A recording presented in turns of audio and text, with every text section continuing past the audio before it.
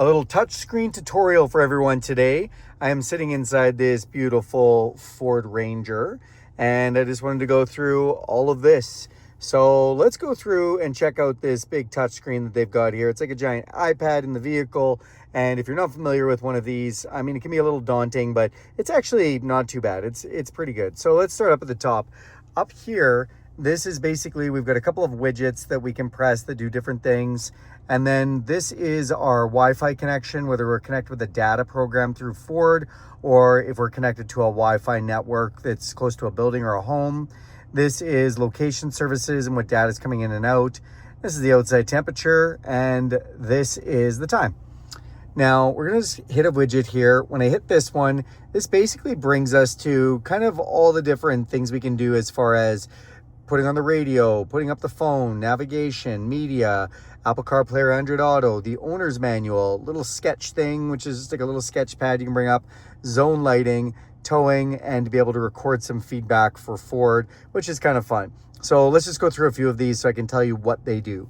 Radio, well, it's going to put us onto the AM, FM, or XM radio. Phone, it's going to bring up your Bluetooth phone connection.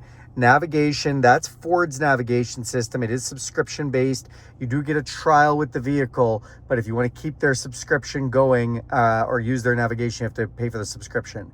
Media, that is going to bring up anything like if you have something plugged into the USB port, or if you're Bluetooth streaming media.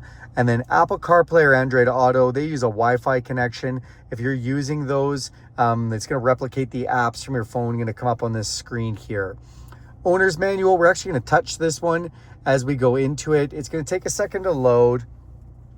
And then basically you can do two things. You can scan this QR code. That's my favorite thing, because then it brings up the owner's manual on your phone and it's super easy to type on. And I just really like that. Or if you don't want to use your phone or you don't have a good cell phone connection, you can go to view manual. It's going to take a minute because there's a lot of information in here, but this is going to load up, and then we can basically look through the owner's manual digitally. We can go through a bunch of the information. You can search like Google. I like it. It's actually a pretty good system. Okay, back out of that. And then you've got this sketch pad. This is super kind of fun. It's just something you can like draw on, make notes, do things. I don't know. It's just a novel thing. Zone lighting. If you don't know zone lighting, you have the ability to turn the outside of the vehicle into kind of a mobile light tower. So we can do the front if we press the front and the rear lights at the same time. And then now we're just basically lighting up the front and the back of this area, which is kind of cool. So you can go into some things too. You can enable the auto lamp override. You can include the reverse lamps. You can do a couple things. So yeah, that's your zone lighting. Turn that off. Then we back out of that. And towing, so Ford does a great job with their towing menus. You can really set up some stuff. So when you go in and you add a trailer, you can set it up and let it know about the length of your trailer, and it can set up a bunch of information in your trailer. I love how it does that. And you can also go into a checklist, and then we can start going through the checklist. Even for experienced people for hooking up trailers, like this is just really good reminder of how to hook up a trailer. It can do your trailer light checks for you, which is pretty cool. You know, and it goes through everything, even the wheel chocks and things. So they do a great job with this stuff. Then we back out of there and you can go into your settings. If we go into settings, basically these are the settings for having a trailer connected. We can do a trailer light check anytime we want. We can also do the trailer light notification or trailer connection notification. So as soon as it feels power from the trailer, it's going to tell you you're connected. And then whether you have the sway control turned on or off. And if you don't know what this stuff does, if you ever press these little eyes beside them, it'll give you a little video and show you what that feature does. So that's pretty cool. Okay, back out of there again, the record feedback. So if we go into it, tells me to record it, and then I can give it suggestions to Ford. 45 seconds is the maximum time. So now the next icon over is this little car, and this is our settings and controls. So this is the full settings and controls for the vehicle. You know, it brings up controls as the first one, and the three controls really we have is auto hold. So auto hold, if you turn it on, it allows you to stay where you are when you come to a set of lights or waiting for a train or whatever. You can actually take your feet off the pedals. It won't go anywhere until you touch the accelerator. So auto hold, I actually love. Some people love it, so you can turn it on there. Off road, This, when we put this screen up, it's going to show us a bunch of information for off-roading, angle of approach, angle of descent, side-to-side angle, articulation of your steering wheel. You can put on certain off-road features.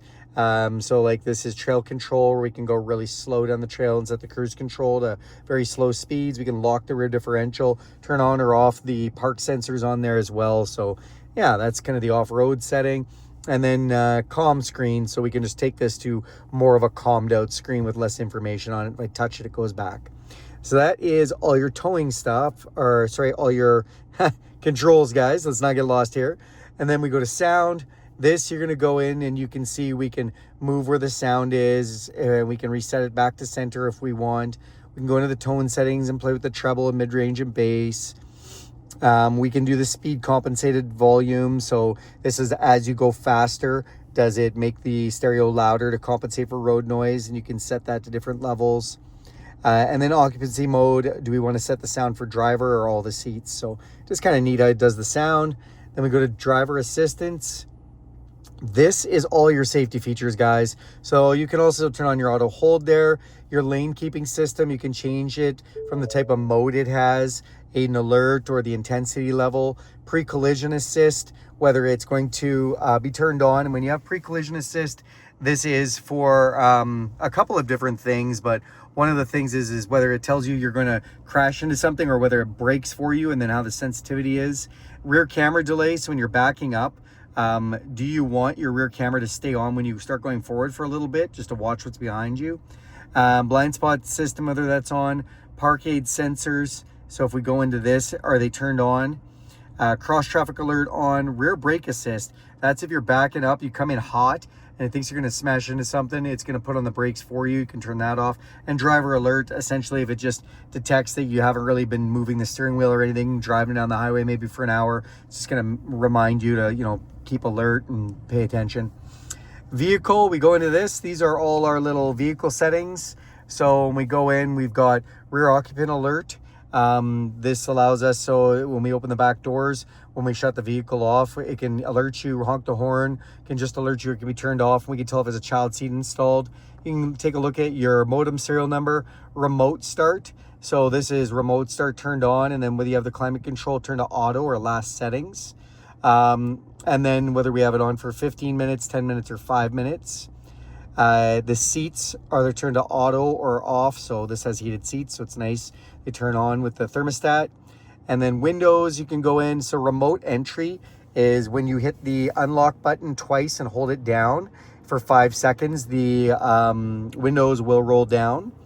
Wipers, so this can do a courtesy wipe. When you do use your wipers, a couple seconds after you're done wiping, it'll just wipe one more time. Lighting, you can go into your lighting and you can have your auto high beams on. You can also go in and just check out how long before your headlights shut off while you're walking into the house. So whether that's off 10 seconds, 20 seconds, or a full 2 minutes, that's for a long driveway, guys. Locks, whether or not we have the auto unlock. So when you put it in park, does it unlock automatically? Whether it chirps. And you know, again, we can hit these eyes and it'll tell you, so allows the vehicle to chirp or beep twice if the door, trunk, or liftgate are not closed properly when you lock the vehicle. So we lock it, it feels like the door is open a little bit, it's going to chirp at you. Audible feedback, so this one, it's going to again chirp at you or beep twice if you lock the vehicle with your remote and you hit it twice within 3 seconds. Then it's just going to chirp and let you know it's locked. And this is a big one. Remote unlock. So when you hit your unlock button, do you want to unlock your door or all the doors? Big metro areas, some people don't want all the doors done because afraid somebody's going to jump in or something like that. So and then door keypad code. So this vehicle has the option selected for the door keypad, and that means that we can actually set in a additional code. We do need the factory code to do that, but once you have that, you put that in and you can put the additional codes in there. So that's kind of cool. Then general information here. So when we go in, how the clock is set, if it's 24-hour time, auto updating as the vehicle moves through different time zones, you know, whatever you like to set up there. Language is English, temperature unit for metric or imperial, measurement units for metric or imperial, tire pressure for metric or imperial, and then whether it beeps when you touch the touchscreen, about the sync system, how Ford sync system works, some software licensing. Reset, this is a big one, where you can either reset the app and to enable you to, let somebody else take control of the vehicle with the app, or full factory reset. Display, we can go into the brightness and we can pick brightness right from here, or we can do an auto mode where we will select between auto, light, and dark. 911 assist, so when your cell phone's connected, if you have that turned on, if it feels like the vehicle has had an impact, it'll call 911 through your cell phone, so that's kind of cool. Connectivity, when we go into connectivity, you're going to see a couple of things here, and this is kind of something not everybody understands. So connected vehicle features, this is the telematics, so this is what it's sending through to Ford using either cellular or Wi-Fi data connections. Sharing vehicle analytics, so if you have that turned on, it's going to share a bunch of the analytics for technology and features and whatnot through to Ford. And then speech recognition feedback, so if we turn this on, if you turn it on, it helps improve the voice recognition, and again, it sends some of that data through to Ford. Now, a lot of people are worried about privacy, so I mean, if that's you, no problem, turn it off. If you do like being able to call into the dealership and say, hey, have you seen this? Have you seen that? Have you recorded any of my stuff? Sometimes the dealership even, or Ford themselves, can see things, and it can be really helpful, especially for diagnosing things if you're having issues with software modules or stuff. So I actually like the analytics and stuff being turned on. Ford Assistant, you go in there, so hands-free, there's voice searches for navigation, weather updates, you can dictate text messages. This is all stuff that you can turn on for the Ford Assistant. Connected navigation, again, it's subscription based, but if you have this turned on, then you can use your Ford navigation, and I believe it works through the app as well. And then SiriusXM and 360L, so if we have this turned on, this is just telling us that our SiriusXM is communicating back and forth, and we do have the subscription active as well. Then you can manage Wi-Fi, so you can actually go and hook up to a Wi-Fi network. It'll notify you when it sees one if you want. We can turn the vehicle into a hotspot. You can actually buy a data program from Ford for this vehicle. You can go into some help for your hotspots. You can, take a look at what connections are connected. You can look at data usage and how much data you've used for your connection. You can go into the settings for, the modem and what passwords for setting it up. This vehicle can actually connect up to 10 devices, which is pretty cool. It's great. If you're a blogger or something and you need some strong data, you can put a data plan on this vehicle, which is pretty awesome. And then you can manage what devices you're using. Wireless app protection. This is Android Auto and Apple CarPlay. And so when you have this turned on and your phone's connected, it's going to turn on your wireless Apple CarPlay and Android Auto. That just will not go up for a second, guys. I don't know. Take me a second to do that. Mobile apps. So if we do mobile apps, it's just going to, enable your mobile apps so that any phone that you have that has mobile apps that work with this system will come up for you. And then, so help, my phone app isn't recognized, and it kind of gives you some information of what might be happening if your phone app's not recognized. Software updates, guys. This vehicle has Sync 4 and does update itself, which is pretty cool. You can just put on automatic updates. You can set a schedule for your updates, and it'll tell you whether there's an update available. Ford Assistant, this is the voice recognition system. You got some help commands you can go through for setting different climate things, media, phone, radio, satellite radio. Just helps. You can do a wake word. So if you've ever had a Google or something, you can do Hey Google. You can do the same thing where you can set up a wake word and say like Hey Ranger or Hey Ford or whatever. Advanced mode, when we go into this, it's just, if you turn that on, it takes fewer prompts and examples to say your commands. You can just say, just text or something instead of having a full command. And then phone confirmation, we go through, it just confirms the contact name before making a call. So this just gives you an extra step before it actually starts calling people. And voice command lists, it displays a list of the possible commands when you press the voice button. And then valet mode. So what is valet mode?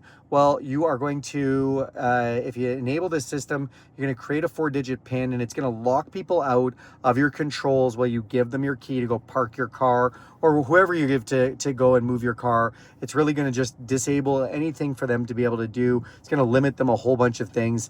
That's what valet mode does. All right, guys, that was long-winded. Now we have a camera button. Pretty easy, guys. Shows us the camera. You can also hit this button. It shows us the hitch camera. Or we can press this button to turn off the backup sensors. Then we have the phone connection.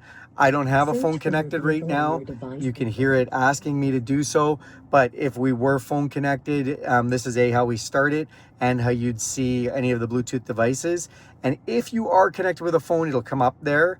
Also, if you're connected with Apple CarPlay or Android Auto, another icon will show up right there once you're connected with that allows you to go into your phone connection. Down here, these are all hotkeys. So these are things that we've last used for apps. You can see I was in some of those. If we bring up the navigation, that's one I haven't shown you. So let's just go in, take a look at the navigation here. This does not have an active subscription, so I can't put in an address or anything. But if it did, I could type on this and start putting in an address. We can type between 3D or non-3D. We can zoom in. We can kind of look at a few things with the navigation. Then we have our climate controls, dual climate control, my side, my passenger's side. I like that we can either press the button or drag our fingers up and down. That's kind of fast and easy. You do have heated seats here. So we've got 3 different levels of heated seats. Fan control does the same thing where I can drag my finger up and down to kind of control that fan as I want. Max defrost, heated mirrors and heated back window, my passenger heated seats. Auto. So when we press auto, there's 3 different lights for auto, and that's fan speed. So it's gonna get as hot or as cold as it needs to get to the desired temperature. So when you set it to whatever temperature you want, now it's gonna put that fan on either level 1, 2, or 3. This button here brings up all our fan controls, and we can actually select all 3 of these at once, which is a cool Ford thing. Or just one at a time, and it kind of shows you the animation of where it's blowing on you, which is cool. If these temperatures don't match, we can hit dual. So you see they're not matching right now. We hit dual and now they're gonna match up. So nice and easy. Max AC, we can also hit that from here, or we can hit recirculate the air. Guys, always cautious if you live in a humid environment with cold weather. Don't recirculate your air in the winter, as it can cause lots of problems in the electronics. Recirculated moisture is not good, especially when it evaporates, goes from cold to hot. Not good. Don't put the recirculated air on in the winter. All right, and then some of those climate controls, I may as well show you down here. We can control, I do like that they've got hard dials for this. Our climate control on either side from here, our volume, our fan speed from here, another quick max defrost or max AC, recirculating that air, and 4-way flashers. So, all right, everyone, I hope you enjoyed this touchscreen tutorial. Do me a huge favor and click subscribe to this channel. Go ahead and hit that bell icon. You'll be notified every time I make a video. Give this video a big thumbs up if it helped you out. And if there's anything you want to see, more stuff like this, or any questions you have about this video, throw that in the comment section down below, and I'll get to that right away. Okay, have a great day.